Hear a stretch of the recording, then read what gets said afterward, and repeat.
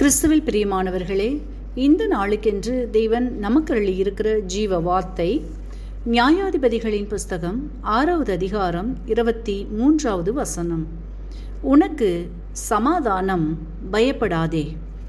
என கருமையான சகோதர சகோதரிகளே, இன்றைய நாளிலும் கர்த்தர் உங்கள் வாழ்க்கையில் உள்ள கண்ணீரின் நிலைகள் எவைகளாக இருந்தாலும் அவற்றை மாற்றி சமாதானத்தை அருளி செய்கிற நாளாய் வாக்கு பண்ணி உள்ளார். இன்றைக்கும் அநேகருடைய வாழ்க்கையில் அனுதினமும் இந்த பிரபஞ்சத்தின் லோகாதிபதியாகிய சத்ருவானவன் சமாதானத்தை குலைத்து போடும் பொருட்டு யாரை விழுங்கலாம் என வகை தேடி சுற்றி கொண்டிருக்கிறான். இதில் யாரும் தப்புவதற்கு இல்லை.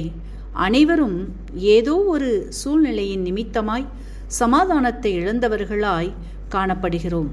ஆனாலும் நம்முடைய ஆண்டவர் சமாதானத்தின் தேவன் என்ன நாமமுடையவர் இந்த உலகிற்கு வந்ததே சமாதானத்தை கொடுக்கவே என்றபடியினால் சத்ருவின் பிடியிலிருந்து நம்மை அனுதினமும் காப்பாற்றுகின்றார். வசனம் இப்படியாக சொல்லுகிறது, உலகம் கொடுக்கிற சமாதானத்தை அல்ல, என்னுடைய சமாதானத்தையே கொடுக்கிறேன் என்கிறபடியினால் இன்றைக்கு நீங்கள் எவைகளிலெல்லாம் சமாதான குறைவுகளோடு எதிர்பார்த்திருக்கிற நன்மைகள் ஆசீர்வாதங்களை காண முடியாதபடி காணப்படுகிறீர்களோ அவற்றில் இன்றைக்கு உங்களுக்கு சமாதானத்தை அருளி செய்கின்றார். வார்த்தையை விசுவாசியுங்கள், சமாதானத்தை காண்பீர்கள்.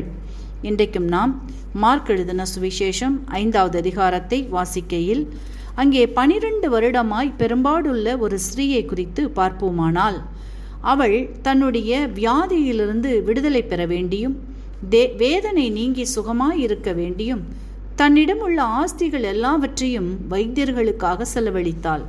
ஒன்றுமில்லாத நிலைக்கு தள்ளப்பட்டவள் இயேசுவை விசுவாசித்தாள். எப்படி என்றால், தான் தீட்டுள்ளவள் என்று சமுதாயத்தினால் தள்ளப்பட்டவளும் ஜனக்கூட்டம் இருக்கும் இடத்திற்கு தான் போவது என்பது அரிதான காரியம் என்பதாலும் அவள் இயேசுவை நாம் முகமுகமாய் பார்ப்பதற்கும் பேசுவதற்கும் கவலையை பகிர்ந்து கொள்வதற்கோ எந்த வழியும் இல்லை. ஆதலால் இயேசுவின் வஸ்திரத்தின் ஓரத்தின் தொங்கலை தொட்டால் போதும், நாம் நிச்சயமாக சுகம் பெறுவோம் என்று விசுவாசித்தாள். தடைகளை உதறி தள்ளினாள், துணிந்து புறப்பட்டாள், சட்டங்களை உடைத்தாள், சூழ்நிலைகளை புறம்பே தள்ளினாள். தன் இருதயத்தில், செயலில், சிந்தையில், எண்ணங்களில் தான் முடிவெடுத்த காரியத்தையே நிலைநிறுத்தி செயல்பட்டாள். இயேசுவின் வஸ்திரத்தை தொட்டாள். இயேசுவிலிருந்து வல்லமை புறப்பட்டது. அற்புத சுகத்தை பெற்றுக்கொண்டாள். அதோடு மட்டுமல்லாமல் அவள் வேண்டிக் கொண்டதற்கும் நினைத்ததற்கும் அதிகமாய் பெற்றுக்கொண்டது என்னவென்றால், இயேசுவிடமிருந்து புறப்பட்ட ஜீவ வார்த்தையாகிய, மகளே, உன் விசுவாசம் உன்னை இரட்சித்தது, நீ சமாதானத்தோடே போய் உன் வேதனை நீங்கி சுகமாயிரு என்ற வார்த்தைகளையும் கேட்க செய்தது அவளின் விசுவாசம் என்பதை நாம் வாசித்தருகின்றோம். என கருமையானவர்களே, இன்றைக்கு நீங்களும் கடந்து போகின்ற சூழ்நிலைகள் கூட பெரும்பாடுள்ள ஸ்திரீயைப் போல அநேக வழிகளில் சமாதானத்தை இழந்தவர்களாய் காணப்படலாம். அவள் இழந்த சமாதானம் பொருளால், சரீர பலவீனத்தால், சமுதாயத்தினால், தனிமையாக்கப்பட்ட நிலையினால், சட்டத்தின் கடினத்தால் என்று. ஆனாலும் இவையெல்லாவற்றையும் இயேசு என்ற உன்னத வார்த்தையை விசுவாசித்தபடியினால் சூழ்நிலைகள் அவளுக்கு பெரிதாக தெரியவில்லை. இழந்த சமாதானத்தை குறித்து கலங்கவில்லை. தான் நிச்சயமாக இரட்டத்தனையாய் பெறுவோம் என்று விசுவாசித்தபடியினால் 3000 ஆண்டுகளாக அவள் பேசப்பட்டு வருகின்றாள்.